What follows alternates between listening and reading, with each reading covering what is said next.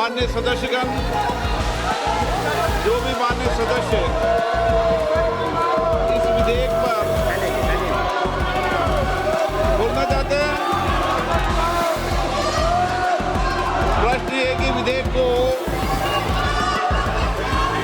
विधेयक को पुरस्तापित करने की अनुमति प्रदान की जाए। जो सदस्य इसके पक्ष में हाँ गए, जो सदस्य विरोध में ना गए, मेरे विचार में निर्णय हाँ वालों के पक्ष में अनुमति प्रदान की जाती है। माननीय मंत्री जी, अब विधेयक पुरस्तापित करें। Speaker sir, I introduce the bill. Paper leak एक ऐसा शब्द जिसने लाखों छात्रों के सपनों को बार बार तोड़ा है, लेकिन अब इस मुद्दे पर संसद से लेकर सुप्रीम कोर्ट तक हलचल मची हुई है। सरकार नया कानून लेकर आई है, विपक्ष सरकार को घेर रहा है, छात्र सड़कों पर हैं और सुप्रीम कोर्ट भी इस मामले में दखल दे चुका है। आखिर नया बिल क्या है, विपक्ष क्यों विरोध कर रहा है और क्या इससे भविष्य में पेपर लीक सचमुच रुक जाएगा? आइए पूरी कहानी आसान भाषा में समझते हैं। देश में लगातार हो रहे पेपर लीक के मामलों के बाद केंद्र सरकार ने पब्लिक एग्जामिनेशन यानी अनुचित साधनों की रोकथाम संशोधन बिल 2026 लोकसभा में पेश किया है। सरकार का दावा है कि यह संशोधन परीक्षा माफिया पर और ज्यादा सख्ती करेगा और लाखों छात्रों के भविष्य की रक्षा करेगा। लोकसभा में इस बिल पर चर्चा की शुरुआत केंद्रीय मंत्री डॉक्टर जितेंद्र सिंह ने की। उन्होंने कहा कि पेपर लीक की समस्या आज की नहीं है। उन्होंने कांग्रेस की अगुवाई वाली यूएई सरकार के समय हुए कई बड़े पेपर लीक मामलों का जिक्र भी किया। उन्होंने बताया कि कैसे साल 2009 में रेलवे भर्ती परीक्षा का पेपर लीक हुआ। इसके बाद 2010 में उत्तर प्रदेश बीईएड पर प्रवेश परीक्षा, 2011 में all India engineering entrance exam, 2012 में एम्स प्रवेश परीक्षा और तमिलनाडु पब्लिक सर्विस कमीशन की परीक्षा समेत कई बड़े पेपर लीक हुए। उन्होंने कहा कि अगर वे सभी मामलों की सूची पढ़ने लगे तो पूरा का पूरा समय उसी में निकल जाएगा।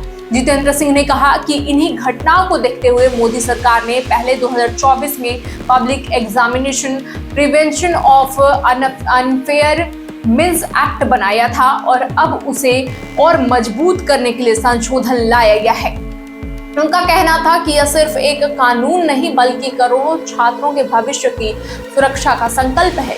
केंद्रीय मंत्री ने यह भी कहा कि देश में यूपीएससी, एसएससी, रेलवे भर्ती बोर्ड और बैंकिंग भर्ती जैसी बड़ी एजेंसियां परीक्षाएं कराती हैं। वहीं उच्च शिक्षा में प्रवेश के लिए एनटीए यानी नेशनल टेस्टिंग एजेंसी की स्थापना भी मोदी सरकार ने 2017 में की थी। उन्होंने दावा किया कि एनटीए बनाने का सुझाव कई साल पहले दिया गया था, लेकिन पिछली सरकारें इसे लागू नहीं कर पाईं। सरकार का कहना है कि नया संशोधन परीक्षा माफिया, पेपर लीक गैंग और तकनीक के जरिए होने वाली धोखाधड़ी पर पहले से ज्यादा सख्त कार्रवाई का रास्ता खोलेगा। लेकिन विपक्ष सरकार के इन दावों से बिल्कुल सहमत नहीं दिखा। कांग्रेस सांसद गौरव गोगोई ने सरकार पर तीखा हमला बोला। उन्होंने कहा कि अगर 2024 में बना कानून पहले से ही इतना सख्त था तो इसके बाद भी देश में पेपर लीक क्यों हुए? आखिर कानून बनने के बावजूद व्यवस्था में इतनी सुधार क्यों नहीं हो पाई कि पेपर लीक को बचाया जा सकता था? गौरव गोगोई ने सवाल उठाया कि जब लाखों छात्रों का भविष्य प्रभावित हुआ तब एनटीए के प्रमुख के खिलाफ कोई कार्रवाई क्यों नहीं हुई? उन्होंने आरोप लगाया कि सरकार जवाबदेही तय करने के बजाय केवल नए कानून का प्रचार कर रही है और कानून पे कानून लाई जा रही है। गोगोई ने संसद परिसर में तत्कालीन शिक्षा मंत्री धर्मेंद्र प्रधान के स्वागत को लेकर निशाना साधा। उन्होंने कहा कि ऐसा माहौल बनाया गया जैसे कोई बड़ी उपलब्धि हासिल हुई हो, जबकि लाखों छात्र परीक्षा घोटाले से परेशान हैं। गौरव गोगोई ने जो संसद में धर्मेंद्र प्रधान का गर्मजोशी के साथ स्वागत किया गया था इस्तीफे के बाद, उसको लेकर सरकार पर निशाना साध रहे थे, लगातार हमलावर हो रहे थे। उन्होंने यह भी आरोप लगाया कि कई ऐसे इंपॉर्टेंट ऑर्गेनाइजेशंस हैं आरएसएस में आरएसएस से जुड़े लोगों की नियुक्तियां की जा रही हैं और सरकार निष्पक्ष कार्रवाई करने से बच रही है। मतलब उन्होंने संघ का प्रभाव बताया, एक तरह से संघ की मजबूती बताई, कैसे इस सरकार को रेगुलेट करने में संघ अपना हाथ फैलाए हुए है, अपनी जकड़ बनाए हुए है। सिर्फ संसद के अंदर ही नहीं बल्कि संसद के बाहर भी इस मुद्दे को लेकर जबरदस्त विरोध देखने को मिला है। पेपर लीक के खिलाफ बड़ी संख्या में छात्र जंतर मंतर पर प्रदर्शन कर रहे थे। विपक्ष का आरोप है कि प्रदर्शन के दौरान पुलिस ने छात्रों पर लाठी चार्ज किया, आंसू गैस के गोले छोड़े और कई छात्रों के साथ बल प्रयोग किया गया। गौरव गोगोई ने कहा कि गृह मंत्री को यह बताना चाहिए कि आखिर यह कार्रवाई किसके आदेश पर हुई और क्यों हुई। इस मुद्दे पर सिर्फ कांग्रेस ही नहीं बल्कि दूसरे विपक्षी दलों ने भी सरकार से कई सवाल पूछे। तृणमूल कांग्रेस के सांसद कीर्ति आजाद ने पूछा कि अगर नया कानून लागू होने के बाद भी भविष्य में पेपर लीक हो जाता है तो उसकी जिम्मेदारी कौन लेगा, उसका माई बाप कौन होगा। उन्होंने कहा कि केवल जुर्माना बढ़ाने और सजा कड़ी करने से समस्या खत्म नहीं होगी। जब तक परीक्षा कराने वाली पूरी व्यवस्था पारदर्शी और जवाबदेही नहीं बनेगी तब तक ऐसे मामले में दोबारा ऐसे मामले सामने आते रहेंगे। कांग्रेस सांसद इमरान प्रतापगढ़ी ने कहा कि विपक्ष शुरू से 3 बड़ी मांगे उठा रहा है। पहली, पेपर लीक के लिए जिम्मेदार लोगों पर सख्त कार्रवाई हो।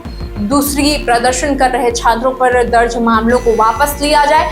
और तीसरी, पूरी परीक्षा सिस्टम में व्यापक सुधार किए जाए ताकि भविष्य में किसी छात्र का साल बर्बाद ना हो, किसी के साथ अनफेयर ना हो।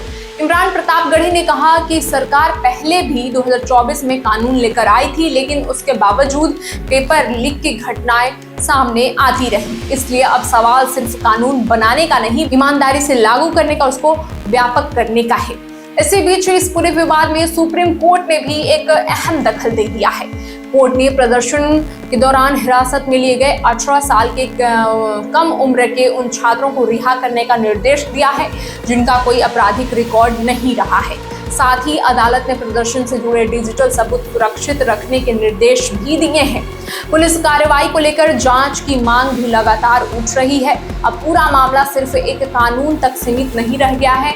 ये एक तरफ सरकार कह रही है कि नया संशोधन इस देश की परीक्षा व्यवस्था को मजबूत करेगा, वहीं विपक्ष का कहना है कि जब तक जवाबदेही तय नहीं होगी और पूरे सिस्टम में सुधार नहीं होगा तब तक सिर्फ कानून बदलने से हालात नहीं बदलने वाले।